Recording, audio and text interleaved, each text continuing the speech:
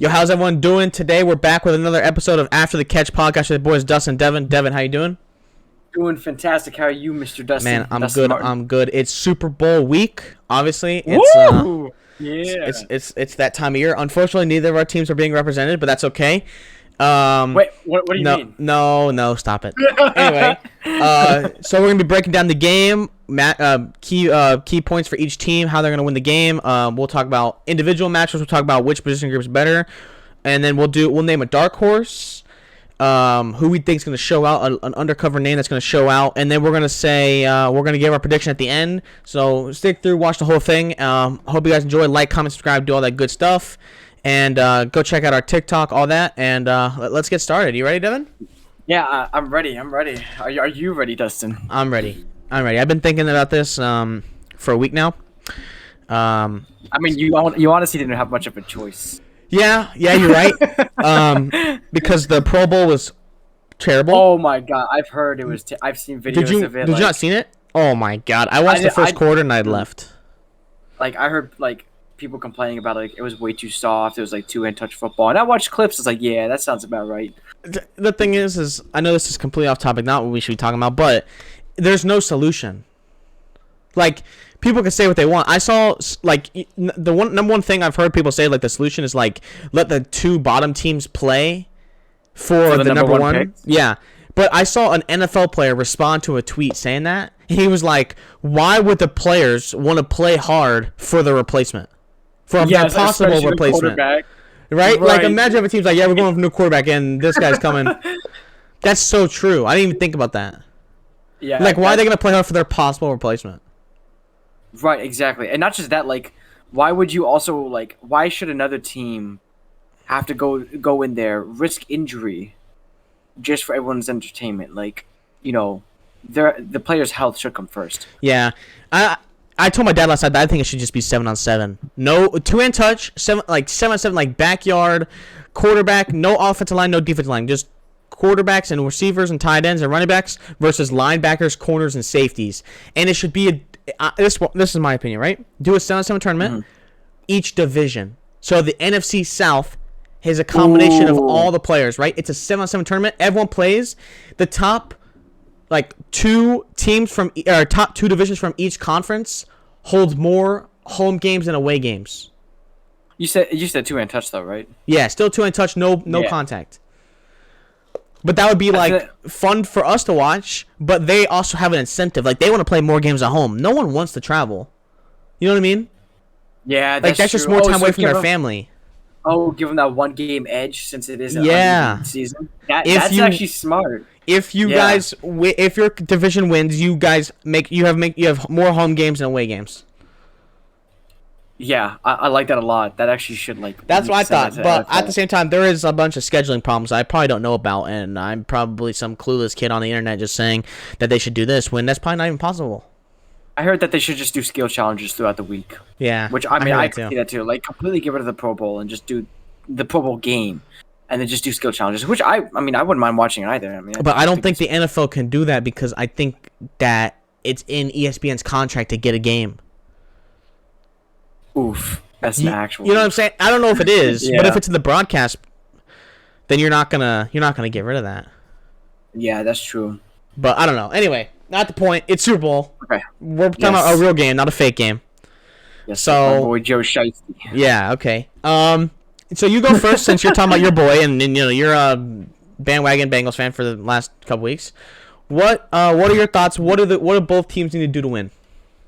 Okay. So. Oh, this is kind of hard to find out a place where to start. I think what the Bengals got to do is they've got to find a way to find pressure with 3 or 4 guys on the line, while being able to cover as much ground as possible, because it is going to be extremely hard for you to sit there and blitz and play man against Odell, Cooper Kupp, Jefferson, Akers. That's not going to work. They're going to find a. Even if they do play good man coverage, I guarantee you there's going to be at least 3 or 4 plays that, someone's going to get burnt on man-to-man coverage. And, hey, look, it only takes one play. I mean, it happened to the Bucs twice where Cooper Kupp absolutely burned, our secondary on practically man coverage, and so yeah, I think that is the way that the Bengals win, because I have a lot of confidence in the Bengals offense to get things going. And I even have confidence in the Bengals still going, even if they get sacked a lot. Unless it's more than 9 sacks, I think they should be okay. Like I said, I still think it's mind blowing that they still were able to produce this much. But I do think that's what they have to do. They have to also like on the offensive line part, they have to make sure that they try to protect Joe Burrow as much as possible. I am expecting at least 3 or 4 sacks on Joe Burrow, because that defensive line is insane. The linebacker core is insane. Protect Joe Burrow. For the offense, defensively, you've got to get pressure on Stafford with 3 or 4 men and have max coverage. Those are my takes. Actually, hold on. Let me go to the Rams real quick. I forgot about the Rams. I'm so up in Joe Shiesty's business here, and hoping that he wins. That I forgot about the Rams. The Rams, I think what they got to do is they've got to apply pressure. And they need to sack the living hell out of Joe Burrow. And I don't know. I feel like when you look at this Rams team, you would think that honestly, for them to win, they just got to play good football. They've got to play great football. They've got to make sure that they got to make sure they stay consistent throughout the game, because that's one big issue with the Rams, is that even in this playoffs against Tampa Bay, they almost blew a 24-point lead. So as long as the Rams stay consistent throughout the whole game, they're going to be okay. Or at least I feel like they're going to be okay, unless the Burrow, or the Bengals, go off. The Burrow. The Burrows. But yeah, the Rams have to play consistent throughout the entire game, constantly scoring at least something in each quarter, and get pressure on Joe Burrow. I think those are the big two for the Rams. The Bengals have a lot more to do to beat the Rams than the Rams do the Bengals. Yeah, so I think we definitely have some agreements. I'm gonna start with the Rams first. First of all, for offensively, I just think the Rams need to do one thing, and it's don't turn the ball over. Yes, we know Cam Akers has fumbled the ball a little bit. At times, we've seen Stafford not during the postseason. He's been really good. He's been great during the postseason, but during the regular season, at the end of the regular season, he did have some turnover issues, interceptions and stuff like that. So, just hold on to the ball. Don't turn the ball over. Can I say one thing though? Yeah. I think his worst game was against San Francisco last week. He got lucky with the dropped interception, and he threw 1 pick. And that's he still won. He still won, but I feel like you cannot do that with the Bengals. You cannot give Joe Burrow another opportunity on the field. You can't, because granted, the Rams' offense I do believe is better. Joe Burrow is very capable of marching down the field and scoring, even if it is just 3 points. Yes, but see, that's the thing. I think there is 0 chance the Bengals win if Joe Burrow gets sacked 9 times. I think there's 0 chance if Joe Burrow gets sacked 7 times. I agree with you, 0. but that's only if the Rams are consistently scoring. If they're not consistently scoring and the Bengals defense is playing some good defense, then that will not happen. Because I'm going to be real with you, I feel like the Bengals defensive line has continued to step up throughout the playoffs. Now, no way. What? They had 1 sack against Tennessee. And it was a blitz from a safety. But who was the last team they just played? Kansas City. Kansas City. They sacked them 4 times. Just in this playoff series, they've gotten better throughout each game. I'm not saying that they're going to play like they did against Kansas City this game, but I do feel like if they are able to do that, it is going to cause Matthew Stafford some problems. But here's the thing. I think that the Rams are super diverse on offense. They can do it in different ways. And I've said this from the beginning. As soon as this matchup came together, it's a bad matchup for Cincinnati. Just like Tennessee was. Tennessee has that stout defensive line. They do not have to blitz because they can rush the passer. And they showed that. But because they couldn't hurt them offensively, that's what cost them the game. The Rams will hurt you offensively. You know what I'm saying? The Rams will. You know, there's so many ways they can score. They can do it in the air. They can do it on the ground. They can do it with reverses. They can do it with they could do it with multiple different players. They will score. And that's what I'm saying. If they have that type of game that they did where they gets pressure on him, which is, I think, the key for the defense, get pressure with 4. Aaron Donald, Von Miller, Leonard Floyd, go have a field day. Because no one on that offensive line has guarded Aaron Donald. Nobody. And those edge rushers are going to get one-on-one opportunities all game long. Von Miller's about to have another Super Bowl MVP, isn't he? Isn't he? Oh, don't say that. Is he about, he's about to have another Super Bowl MVP, isn't he? Don't cut. Hot take. My boy Joe Burrow out? Von Miller's going to win Super Bowl MVP. Really? You think so? Dude, he's going to have like 17 sacks. He's disrespecting Joe Burrow. No, I'm not. Joe Burrow can only run for his life for so long. That is true. The game, I am an old school type of guy. I believe the game is one of the trenches. Offensive line, defensive line. No, right? I agree 100%. And I think the Rams win both of those. I think if they win both of those, they win. They have to, if they can rush 4 and get pressure, they can't recover like they did 3 weeks ago, whatever the fuck it was. I think the approach that the Bengals might have to take is the one that the Tampa Bay took, is that quick passing game. Because I think they've got to. You don't have time to sit there, look down the field, and catch a pass. It's got to be hike, look, throw. Like, it's got to be that quick. Because especially if they blitz, like he might not even have time to look. Right, exactly. He's got to pull the ball. So, like, seriously. Jamar Chase is somewhere down there. And with that, Aaron Donald still might be in your face. Yeah, right, exactly. I just think that's where it's really, really bad. Now, obviously, there is some, the offensive line for the Bengals played good against Kansas City. But this isn't Kansas City. I mean, I do think that, okay, yeah, no, I agree. The defensive line for the Rams are much better than the Kansas City's defensive line. I will say this, though. I do think, in terms of offensive power, I think it's close. Because that Kansas City Chiefs offense is pretty high powered. I would put them in the same tier if I had to put them, in a list. As compared to the Rams? Yeah. Yeah. I would put them both in the same tier. The Rams and the Kansas City have like the same, high powered offenses. That's going to my next point though, is that in halftime, the Bengals kept Kansas City to only 3 points. And I think that is going to be a very important thing for the Bengals, is that if they can start off the game hot and they can play some great-ass defense and limit the scoring that the Rams do, because I think inevitably the Rams will score. I think it's inevitable. If they can limit to how much they score and they can score themselves, this game is going to be extremely close, because the Bengals, the way they made adjustments last week was incredible. Absolutely incredible, but it does go down to some of the small things where, okay, are you able to get pressure on Matthew Stafford? Because that's exactly what they did to Mahomes. They got a bunch of pressure. Yeah, but there's another thing they did. They sat back. They tested the patience of Kansas City. And Kansas City did not respond. The Rams, remember, let's not forget. Think about the Rams' best games this year.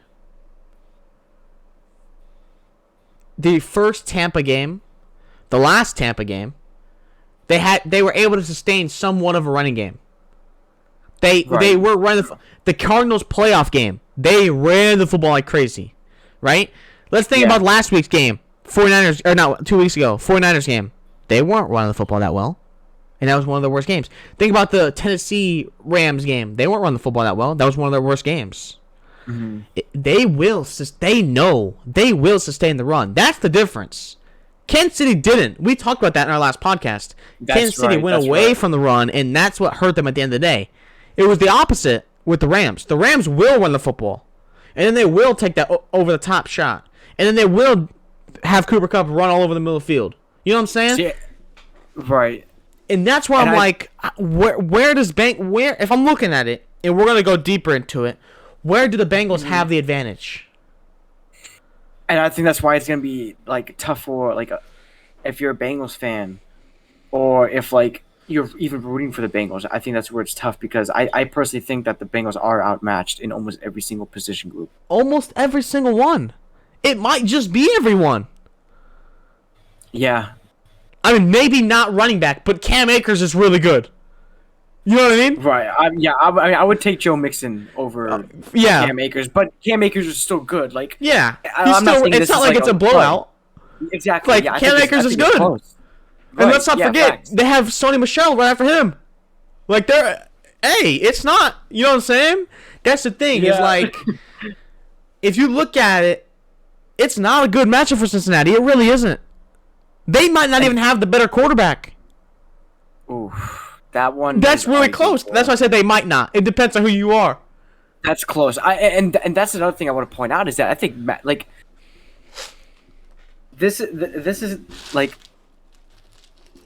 Joe Burrow is playing some really damn good football in these playoffs. Like wow. Even 2 weeks before the season ended, he was playing some damn good football and he's kept that momentum. And I think that it will carry on into this game. However, if Matthew Stafford is playing just as good football, I think the Rams will win. But if Matthew Stafford doesn't play good football, I think this gives the Bengals a chance. And this is why I think the Rams have to play some great football this week coming up in order to win this game. Matthew Stafford cannot afford, like you were saying, turnovers is huge. Yep. I think it's gonna be so huge in this game. I don't care which team you're on. You don't want to give the other team the ball because you know that on the other side of the field that team has. Exactly, they have a fucking great offense. They will make it hurt. Yep. So, there's so much we can go over. Like, we literally probably would not have there's not enough hours in the day to sit there and go. I mean, actually, there is, but a 24-hour podcast would be a long time. But we could go into the super tiny things. Like, one thing that I'm thinking for the Bengals to win, they've got to outcoach Sean McVay. They have got to, that entire staff. They've got exactly. It's extremely tough. But if they outcoach them,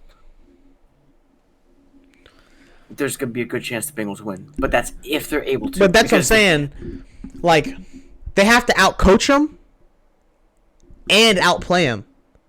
Right. Yes. You know what I'm saying? That's the problem I'm looking at. Is like, you're right. You can make the schematical changes, like the Kansas City game. They made the changes. And the Chiefs didn't respond. And the Chiefs didn't respond. So they got out. The Chiefs got outcoached and outplayed at the end of the game. By the time the end of the game started, it finished. Yeah. Fast. Is that going to happen again? You know what? You know what it comes down to? It comes down to the very thing that you said: patience. Because remember, remember when we were discussing, I personally believe that Kansas City was in that high-powered, let's throw it down the field, let's take all these shots in the first quarter, which should work. I mean, first half, which should work. Let's mop them. They had that. Let's give them the kill shot. That's what they kept trying to do that in the second half. Yeah. Kept fucking up. Yep. And then they tried to do too much. Exactly. Too little time. Tied the game. Great defensive play from the Bengals in overtime. And they lost. I think what Sean McVay has got to do is that if whatever's working in the first half, go with it. Go with it until it doesn't work anymore. Yep. If it gets to a point where it doesn't work anymore, all right, it's time to adjust and be patient. Be patient, because if you're not patient, the Bengals will kill you on. Oh yeah. They will absolutely and that's what happened to the freaking Chiefs last week. The Chiefs are literally the prime example of what not to do. Yeah. Adjust. If you have one shitty series, and it's okay, wow, look, they adjusted this. We need to make sure that we adjust to how they adjusted. I think it's gonna be a series by series thing that you've got to do. You can't sit there let's try this again the next series. No. You're just gonna lose another series to the Bengals. Give Joe Burrow another opportunity to throw it down the field. Don't give him that chance. And absolutely do not. Another thing for me, where I'm looking at it, I'm look, as a coach, you have to take this advantage. Mm-hmm. You have to do be creative. Looking at the coaches, be creative. This is the last game of the year. Put all the stops out. You got a fake punt. You're at midfield. Fake punt. You You like when a certain matchup, like they're giving us this look. All right, take that deep shot or take risks. Be creative. Throw a reverse in or something because it's the last play. That's the last game. Who cares? Because here's another thing, right?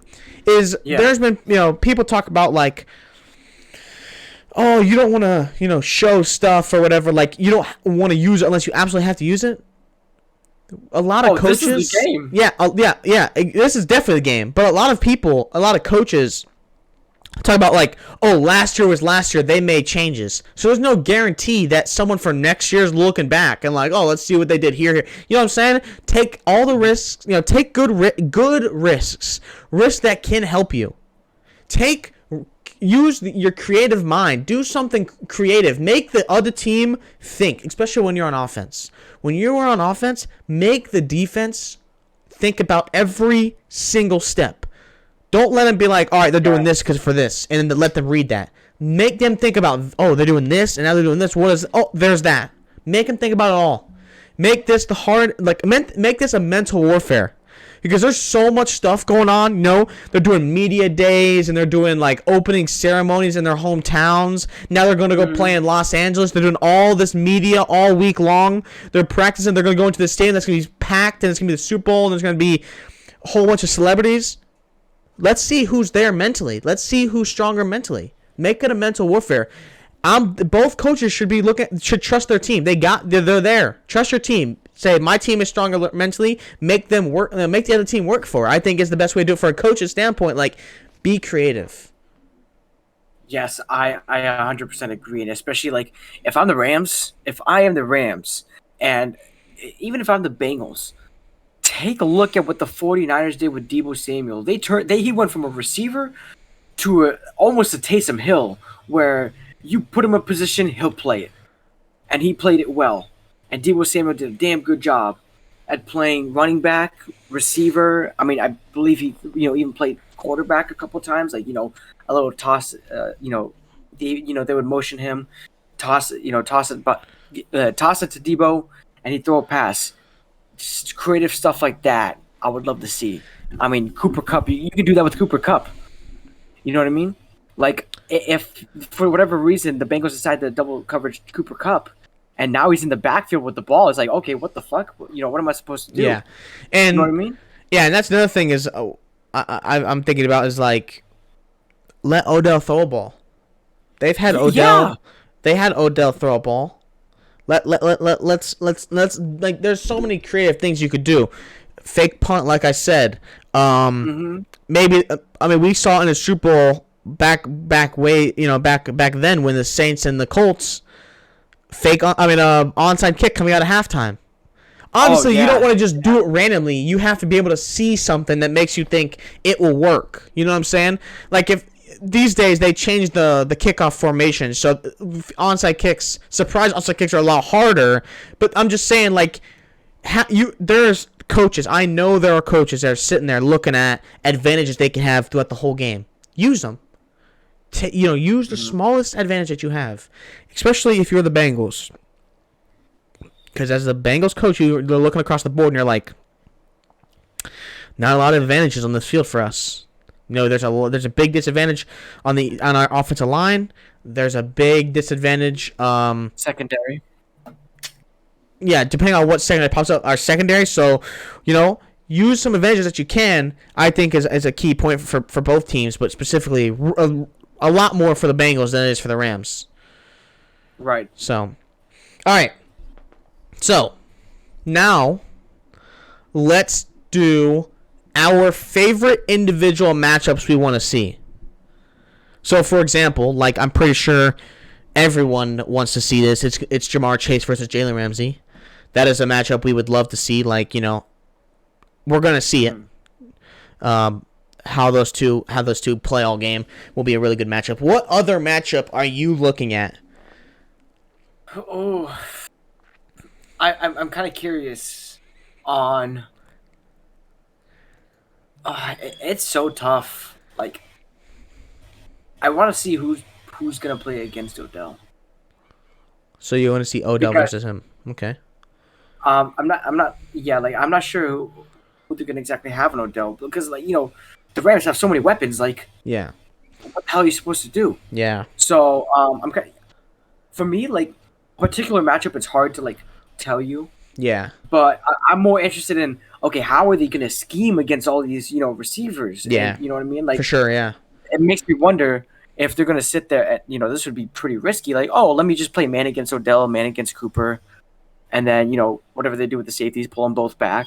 Like, it's just like so many possibilities that, like, I just want to see what they're going to do, how they're going to play this, this Rams offense. There's so many questions.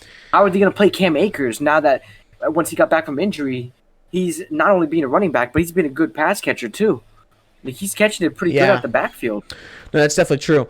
The matchup I'm really looking forward to is Joe Mixon versus the Rams middle linebackers. Because I think that when you look at the game, we can sit there and say, the Rams have an advantage in stopping the run. That defensive line can stop the run. So the Bengals can't just say, oh, look at Joe Mixon and be like, look, man, they stopped our run. They're way better than us. We can't run the football. Just sit back and we'll do. We'll catch you next year. They can't do that. He's a playmaker for them. He's a big time playmaker. So I think we're going to see. Do it all. Yeah, he's a good receiving back. So I am interested to see how they're going to use him in the receiving game against those linebackers. Because if you're looking at the Rams defensively, I think their linebackers are the weakest point. I think Troy Reader, I believe. He's a bigger guy. He's like inside the box, I feel like, but I don't know how he is. I'm not sure. I'm not that big of a fan of him outside the box. So I want to see how the Bengals can maybe use that to their advantage. Get Joe Mixon involved. Get Joe Mixon in man-to-man against those linebackers, and I think you could see some success in that category. I think it's the same for Samaje Perine. We've seen Perine come in and make some plays in the receiving game. I think he is also an advantage against their linebackers. I think that the Bengals need to find a way to get their two receiving running backs in man-to-man coverage against those linebackers. I think they can have an advantage there. I think they can give them some spark, especially because it's going to be fast release. It's like they're going down the field on a streak route. No, it's quick release stuff that can help Joe Burrow from the pass rush. I think that's something that they need to look at and really get used to their advantage. Right, and it's funny you mentioned that because I was thinking the same thing. You have Joe Mixon do a simple maybe like screen or something like that. Like you line him up in the backfield, a quick throw for him to the left side, and you have your receivers block for you, and you move downfield, especially if they do stack the box, and or even if they like show a blitz, because Von Miller's been a pretty heavy blitz guy for them too. Like they'll sit there and rush Von Miller, Aaron Donald, and a defensive line to go after that quarterback. I mean, Von Miller is that big name in the linebacker core, the biggest name, and so if you can get those quick passes off, have some great blocking, which Jamar Chase, if I remember correctly, had a good block. Yeah. Like they've got some receivers who can block. Definitely. So if that box is stacked, and they're showing signs of blitzes, you bet your ass I'm doing a quick screen. Yeah, that is true, and I think that's definitely something they could take advantage of for sure. Is there any other individual matchups you're looking at? I don't think so. You know what? I guess you could say Higgins versus the rest of the secondary for the Rams. I was about to say the same thing because with Uzama out now. Is he out? I'm not 100% sure. I'm not even sure what his status is. But is he going to be 100% when he comes back? If he comes to play, is he going to be 100%? Yeah. Because as the playoffs went on as well, Uzama was starting to become that guy. It was like, hey, we just need some quick yards. Boom, 5-yard hook, catch it. He would maybe run it for an extra 1 or 2 yards. Like he was that tight. He's a tight end, right? Yeah, he is, and he played well in the middle of the field. Okay, I just want to make sure exactly. And there was a lot of success in that, especially when you have guys like T. Higgins and Jamar Chase who are capable of, going with those deep routes that they would take maybe a defender or two with them down that road, possibly leaving Uzama open. And he's a big ass dude too. Yeah, he's big, so he'll run over some defenders if he needs to. So now if he's out, if he's out, how is that going to play out? I can't even recall who the backup tight end is. Can I you don't think know of either. That's something we'll have to look at. Because I that's can something we'll check have it to out. look at. Yeah. I just think that it's just gonna be interesting how they're gonna play. Because once Uzama went out last week, I mean Higgins was the man. Jamar Chase was double covered. It looked like they kept everybody else in single coverage, but I mean T Higgins began to go off. And I don't think you can sit there and afford 4 defenders on 2 receivers. Like, you can't sit there double Jamar Chase and double T. Higgins, which I personally don't think the Rams will do that because they have a great secondary, but, just some theoretical situations. Just kind of tossing out there because, we both don't know how they're going to play it all, and it's going to be interesting. And that's what I'm excited on how both teams will play, each offense. So Uzama said that he is not missing the biggest game of his life, and he is anticipating himself to play. Now he is, but what are the doctors saying? Are the doctors saying like, maybe you shouldn't do this? He says his knee feels good. I don't think there's anything that says he's not going to. I would just watch out for Uzama then. Yeah, I would just watch out because, sometimes people just say that to kind of get that attention off of them. You know what I mean? Like, oh, weren't you just injured last week? Oh no, I'm fine. My knee feels better. You know what I mean? Like, make everyone feel comfortable. Like, okay, as long as you feel good, type of thing. If his knee is good, I think that's going to pose some problems, or some potential problems for the Rams defense. Yeah. And I'm looking right now because I do remember now that Tyler Higbee also got hurt for the Rams tight end. So I am trying to check that out as well. Yes, and he's been a key part for that offense too. A key part in diversifying the pass game. So there's no update on him, but it sounds like Uzama is gonna play. Higbee is a little bit more questionable. Which is an advantage for the Bengals, though, because the more weapons they can have, the better. Yeah, definitely. Even though we're not going to talk about those bets last week, that was the week before that. That was a massive oof. Yeah. So, God, all my bets all right. So now let's go position by position. Which team do we think has the advantage? So, we'll start first. Okay. Quarterback. Oof. This is tough. I really want to take Matthew Stafford. I do too, however, I don't know. You know what? I'm just going to take... You know what? I will only go Matthew Stafford because of his O-line. No, we can't do that. Okay, no, we can't do that. We can't because it's purely position based. Purely position based. I'm taking Joe Burrow, but if we're including the offensive line, I'm taking Matthew Stafford only because Matthew Stafford hasn't seen the playoffs until this year. Well, neither has Burrow. True, yes, but I think that, basing off of this playoffs, I think that Joe Burrow has played better. Yeah, I guess I'll take Burrow for talent. I'll take Burrow for talent. I guess. Yeah. Not by much, though. Matthew Stafford is a great quarterback still. I think he's a phenomenal quarterback. I just think that Joe Burrow, throughout this playoff, has played some better football than Matthew Stafford. So then, running back? Bengals. I'll take Mixon. Yeah. I'm taking Although, Mixon if we're talking about whole unit... Oh, Rams. Because they have Akers, Michelle, and Henderson. Let's not forget Darrell Henderson, who was their guy all year long. All solid, all solid to all very solid. But if we're saying individual top guys for running back, we'll say Joe Mixon. Receiving core, so top 3 for receivers. I mean, I think you've got to go Rams. You can't argue the Rams. Oh, really? I would the receiving. I think there's an argument for it, but Cooper, Kupp, Odell. You're right. No, I'll take Rams. Yeah, because I take Kupp over Chase. I take Odell. It's close though. Odell over Higgins. Yeah, honestly, it's really close though. Even the Cooper Kupp and Chase one is close because. Yeah, but I mean, Cooper Kupp was the Triple Crown guy. He had led the league in receptions, receiving yards, and touchdowns. tight end. So Uzama or Higbee? Damn, that's tough. I'm gonna say Uzama.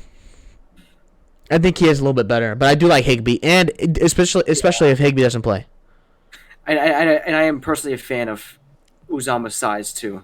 Yeah, Like he I'm almost gonna go reminds Uzama. me, Yeah. not to the to the extent that Gronk is, but he has that that Gronk size. Not that Gronk size, but like he's a He's pretty bigger big guy. Yeah, a lot of tight ends are. I'm a big fan of like those big tight ends that once they especially when they catch the ball and they have momentum going, like they'll drag some people with them. Okay, offensive lines, Rams. Oh yeah. Moving on. Fast as ever. All right. Defensive line, Rams. Rams, yeah.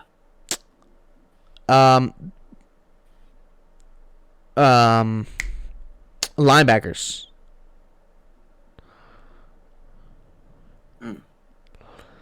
That does not include Von Miller, by the way, or Leonard Floyd. Specifically, middle linebackers, guys that play 5 yards off the ball. I'm gonna go with Bengals. Yeah. Yeah. I think they've been a little bit better, but then you're talking about corners, Rams, safeties. Ooh. That one's close because Jesse Bates. Yeah. I like Jesse Bates, but the Rams have Weddle, I guess. Weddle's been actually really good this playoff run. Yeah, true. That other safety. I'm gonna give it to the Bengals. Yeah, because I think Jesse Bates is top 10. That's the difference. But yeah, I think the Rams' overall unit in the secondary is better. I agree with that though. And then special teams, I guess like it doesn't really matter. They're both pretty close.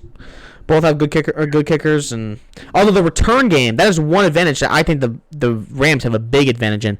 Their punt returner, Powell, I believe his last name is. He is very good. He's very fast. He's very agile. I would not be surprised because he actually had a big punt against the Bucks that put them in good position. I know which one you're talking about. I think that if he could make a play, that could be a big-time game changer. So I would actually be surprised if he didn't make a play because he's been so good in a return game. Who's the Rams kicker? Matt Gay. Oh, Pro Bowler. Honestly, I think with the way that like the playoffs have gone so far, I'm taking McPherson. He's been clutch. He has been pretty clutch. He has been pretty clutch. I'm taking him over Matt Gay. They've both been really good this postseason, but yeah, I agree. I just think that McPherson has had more clutch kicks. Yeah. All right. Yeah. Let's see. So we just broke down the games. We talked about key matchups. We did individual matchups we like. We did the versus breakdown. Mm-hmm. What else is there? We have you want to do a prediction? All right. Prediction time. Who do you think will win and why? And a score, of course. This is so tough. It is so hard to determine a winner.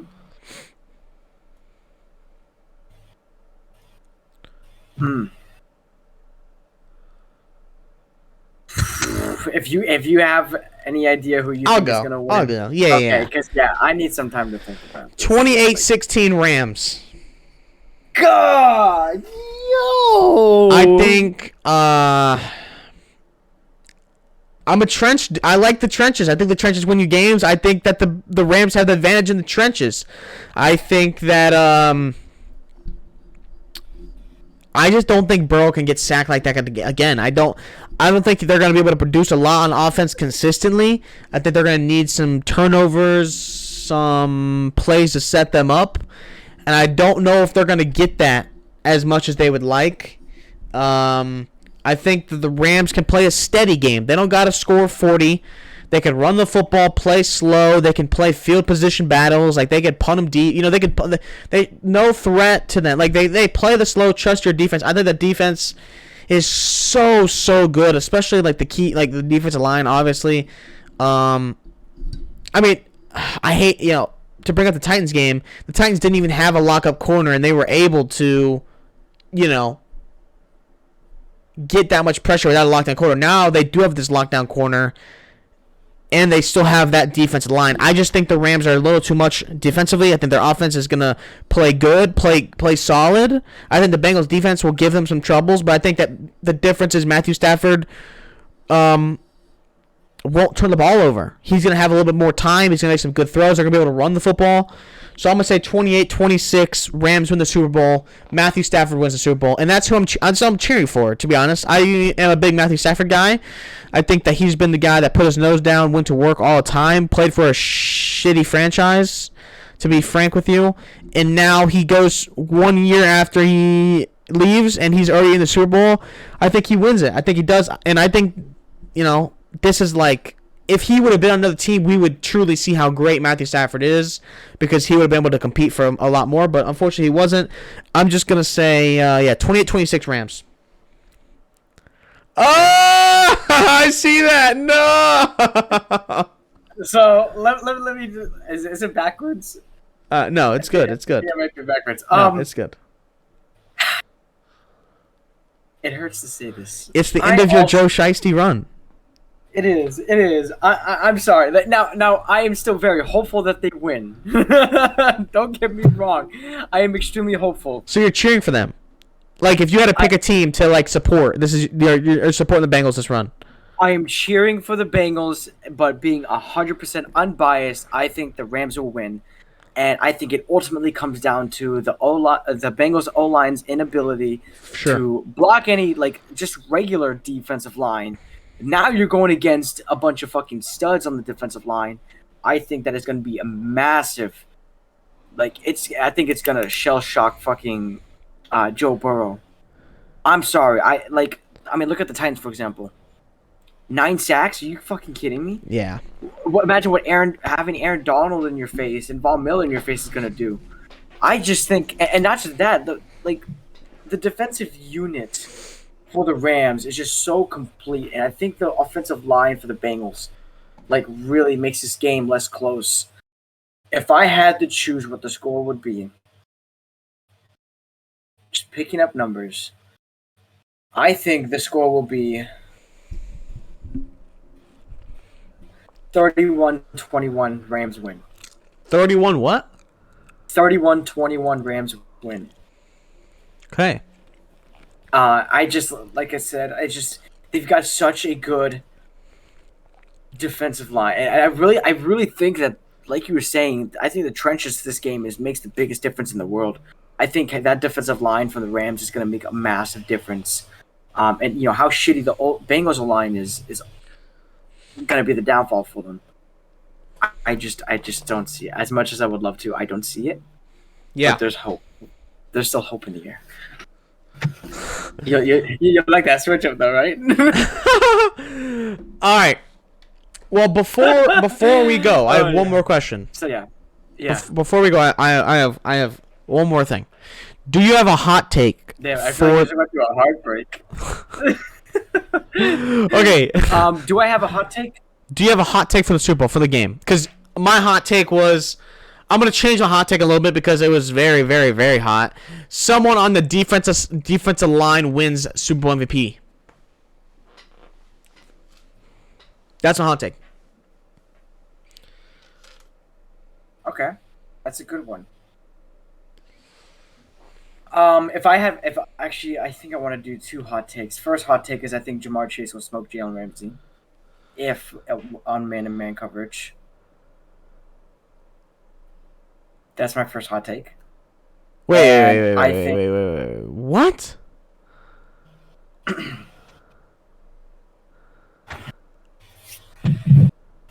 I said, I think Jamar Chase will smoke Jalen Ramsey if man-to-man coverage.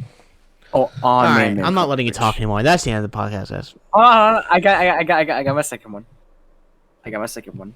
I think this one's a little bit more fair. I think you'll say. I think Joe Burrow will play like the MVP whether he loses.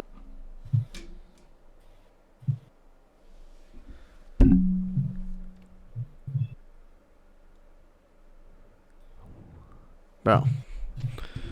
What? You don't think so? You don't think that? I mean, you don't think Joe Burrow? I mean, I guess. I mean, it's a hot take, so. Yeah, right. I was about to say it's a hot take for a reason, you know. So. Yeah. All right. Well, anyway, that's the end of the podcast. That's the end of the Super Bowl special podcast, of course. I hope you guys enjoyed. Like, comment, subscribe, do all that cool stuff. Of course, check out our TikTok, all that. And let's just hope it's a good game. Even if we're both wrong, and if we said it was completely invalid, let's just hope it's a good Super Bowl. One more thing. Unlike last year's. We're going to be making another betting video for this Super Bowl. They have some specials on underdogs that everyone should go check out, and we are going to also use that special and try to create the best possible bet. Yeah, it may be a TikTok. It may be a TikTok. It might be video worthy. Yeah, depending. Maybe. So that means you should go follow our TikTok too, just in case you. Of course, which is link in description. I mean, and go check it out in our description, of course. Right? Yes, what he right? said. Absolutely. All right. Yeah, for sure. Yeah. Also, we're starting to get into the off-season swing. We're working on 2 pretty big projects. They are in the works currently. One quite possibly being a very big free agency video, and the other one being a free agency, well, not off-season series. So we're working on getting those together, and that's gonna be fun. That will be a lot of fun. We're gonna start getting into that, and all that fun stuff. So definitely check that out when it comes out. Like have your notifications on so you know. And we'll post it on our socials and all that. So, other than that, that is everything. Hope you guys enjoyed. And we will see y'all after the Super Bowl with our Super Bowl breakdown video and getting into the free agency and draft and all the fun stuff in the offseason. All right? I am hoping I get the opportunity to wear Joe Burrow's glasses after the Super Bowl. You better hope he doesn't lose. Anyway, that's it. And we'll see you guys next time. Peace. Peace.